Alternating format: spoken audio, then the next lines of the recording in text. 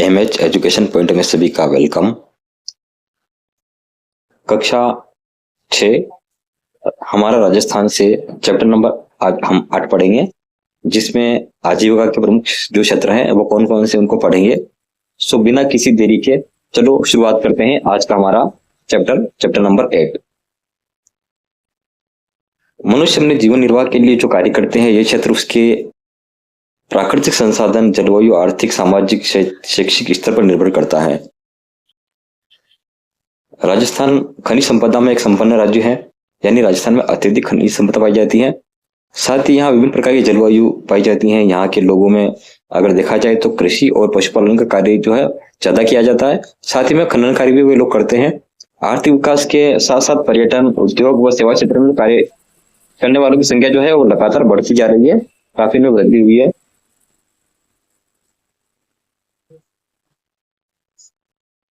अब हम जानेंगे राजस्थान में कृषि। राजस्थान का लगभग 70% जो राजस्थान का लगभग 60% भाग जो है वो मरुस्थल का भूभाग है, यानी इससे पहले मैंने पढ़ा था 61% और एग्जैक्ट बताया मैंने आपको 61.11%। जनसंख्या निवास करती है मरुस्थल में 40% साथियों। चलिए, यहाँ अधिकांश कृषि मानसून की वर्षा पर निर्भर करती है, अतः राजस्थान की कृषि को मानसून का जुआ कहा जाता है। क्यों कहा जाता है मानसून का जुआ? कि मानसून अगर अच्छा होगा यानी बारिश अच्छी होगी तो फसल भी अच्छी होगी। यहाँ वर्ष भर में 3 प्रकार की फसलें होती है। एग्जाम प्रश्न पूछे जा चुके हैं।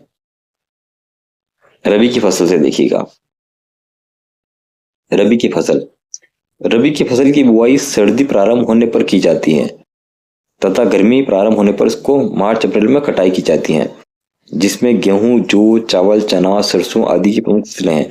तो इनमें से कौन सी रबी की फसल है, कौन सी खरीफ की फसल है, कौन सी जायद की फसल है, कब से कब तक इसकी बुआई की जाती है, कब कटाई की जाती है, ये सारी बातें जो हैं इंपॉर्टेंट साथियों, इसलिए ध्यान से पढ़िएगा। तो रबी की फसल की बुआई कब करते हैं?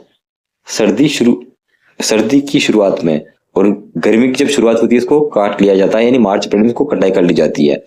रबी की जो प्रमुख फसलें वो कौन कौन सी है, एग्जाम में प्रश्न पूछा जा चुका है। ये गेहूं है, जौ है, चावल है, चना है, सरसों है, ये सभी जो है फसलें आती हैं रबी की फसल में। तो साथियों बताना चाहूंगा आपको मैं कि जो चावल की फसल है वो रबी की फसल भी है और खरीफ की फसल भी है। ठीक है साथियों, ये ध्यान रखिएगा आप। चलिए आगे बढ़ते हैं। खरीफ की फसल की बात करें तो खरीफ की फसल में इसकी जो बात करें, खरीफ की फसल वर्षा ऋतु के प्रारंभ में बोई जाती है और शीत ऋतु प्रारंभ होने के पहले काट ली जाती है। इसकी मुख्य फसलें ज्वार, बाजरा, मूंग, कपास, गन्ना, मूंगफली, तिल, ये सभी जो है खरीफ की फसल में आती हैं। चावल भी आप इसमें शामिल कर सकते हैं। चलिए साथियों आगे बढ़ते हैं। देखिए, रबी की फसल में गेहूं बता रखा है, ये खरीफ की फसल में यहाँ बाजरा बता रखा है। ठीक है साथियों, जायद की फसल, ये फसल जो है मार्च अप्रैल से जून जुलाई तक ली जाती है। इसमें खरबूज है, तरबूज है, ककड़ी है, आदि उगाए जाते हैं। तो जायद की फसल में क्या होता है? खरबूजा, तरबूजा, ककड़ी आदि। ठीक है साथियों, ये तीनों ही फसलें जो है इंपॉर्टेंट है, ध्यान रखिएगा इनका। आगे बढ़ जाते हैं। राजस्थान में जो है कृषि के पिछड़ेपन के क्या क्या कारण है, चलिए समझते हैं। एक तो है प्राकृतिक कारण। प्राकृतिक कारण में क्या, बार बार सूखा होना, रेतील या ऊसर या बंजर भूमि होना, मृदा का अपरदन होना, ये सभी जो है प्राकृतिक कारण है। आर्थिक कारण क्या होते हैं? किसानों की निर्धनता, उपज का कम मूल्य, पुरानी तकनीक से कृषि करना, सिंचाई के साधनों की कमी, उत्तम खाद बीज की कमी, ये सभी जो है आर्थिक कारण है। यानी इन आर्थिक कारणों की वजह से जो किसान जो है अच्छी फसल को पैदा नहीं कर पाता। उसके बाद देखिए हम संगठनात्मक की समस्या, वो क्या है साथियों कि भूस्वामित्व समस्या आती है, जिनमें नीतिगत कमजोरियां भी रह जाती हैं। राजस्थान में कृषि की विशेषताएं, तो ये विशेषता को ध्यान से पढ़िएगा, क्योंकि एग्जाम में इनसे भी क्वेश्चन बनता है कि इनमें से राजस्थान में कृषि की कौन सी विशेषता है अथवा कौन सी नहीं है। फिर ऑप्शन में दे देंगे 1 नंबर, 2 नंबर, 3 नंबर। फिर इनमें से 1 सही है, 2 सही है, 3 सही है, कुछ ऐसे केवल 1 सही है, केवल 2 सही है, ऐसे प्रश्न बनते साथियों। सो इसीलिए हमें इनकी विशेषताओं को ध्यान से समझना है। देश में सर्वाधिक बाजरा, सरसों व ग्वार का उत्पादन राजस्थान में होता है। यानी सबसे ज्यादा बाजरा कहाँ उत्पादित होता है? तो केवल राजस्थान में। साथियों, ये एग्जाम में पूछा जा चुका प्रश्न ये। उत्तर पश्चिम प्रदेश की बात करें तो उसके पश्चात राजस्थान भारत में जौ व चना उत्पादन में दूसरे स्थान पर है। यानी सबसे ज्यादा जो है जौ कहाँ पैदा होती है? उत्तर प्रदेश में होती है। और चना भी कहाँ ज्यादा पैदा होता है? उत्तर प्रदेश में। राजस्थान का नंबर आता है दूसरे स्थान पर। पश्चिमी राजस्थान की बात करें तो बाजरा सर्वाधिक बोया जाने वाला खाद्यान्न है। पश्चिमी राजस्थान में सर्वाधिक जो है क्या बोया जाता है? बाजरा।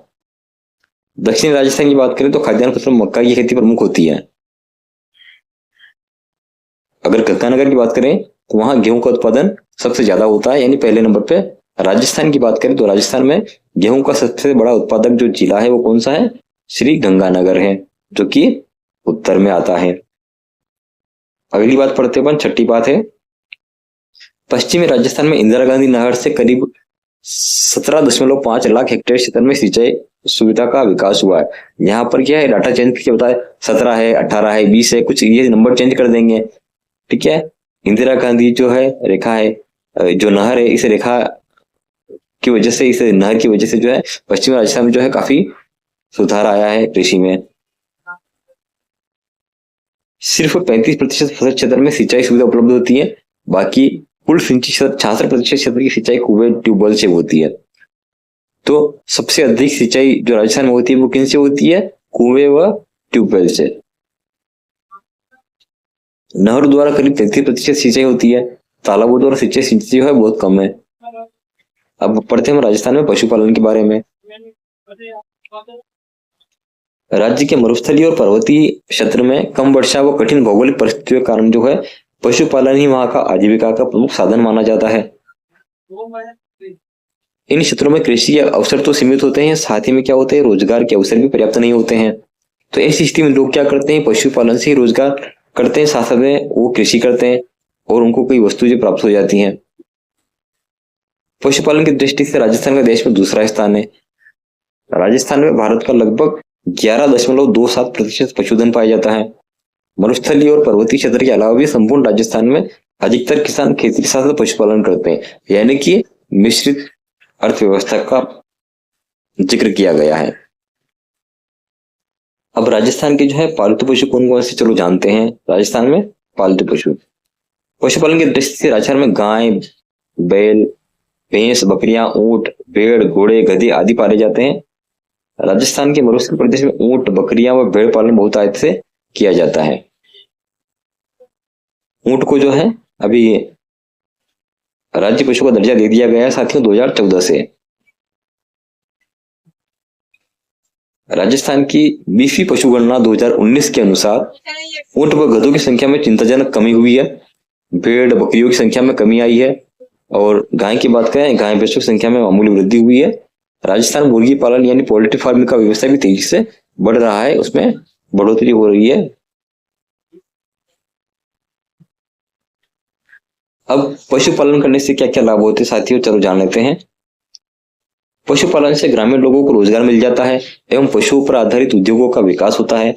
इस व्यवसाय में पौष्टिक आहार, घी, मक्खन, छाछ, दही आदि की प्राप्ति होती है और डेयरी, ऊन, परिवहन, चमड़ा, चारा आदि उद्योगों को विकास को प्रोत्साहन मिलता है।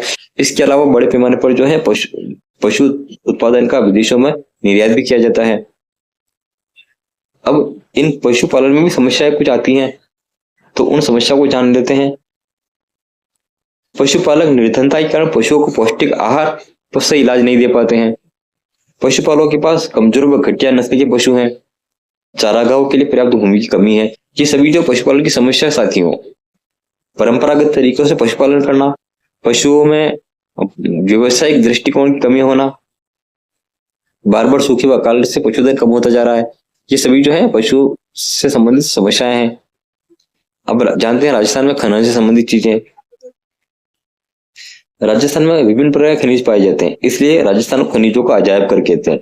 लगभग 77% जो प्रकार के खनिज जो है राजस्थान पाए जाते हैं, और अब संख्या इनकी बढ़ गई साथियों, अब 80 प्रकार के खनिज हो गए हैं। राजस्थान में सर्वाधिक प्रमुख खनिज रॉक फॉस्फेट है। कौन सा है? Rock phosphate. फिर बात करें अपन शीशा, जस्ता, जिप्सम, चांदी, संगमरमर आदि के उत्पादन में राजस्थान का एकाधिकार प्राप्त है। यानी सबसे ज्यादा उत्पादन इन्हीं में होता है, या दूसरे जो राज्य हैं उन राज्यों में नहीं के बराबर इनका उत्पादन होता है। किन किन चीजों का? शीशा, जस्ता, जिप्सम, चांदा और संगमरमर। चूना पत्थर, टंगस्टन, अभ्रक, तांबा, इमारती पत्थर, अन्य महत्वपूर्ण खनिज राजस्थान में पाए जाते हैं। राजस्थान में खनिजों की उपलब्धता को देखते हुए खनिज आधारित नए उद्योगों की स्थापना के काफी अवसर हैं। यही कारण है कि राज्य सरकार ने खनिजों पर आधारित उद्योग स्थापना को बढ़ावा दिया है।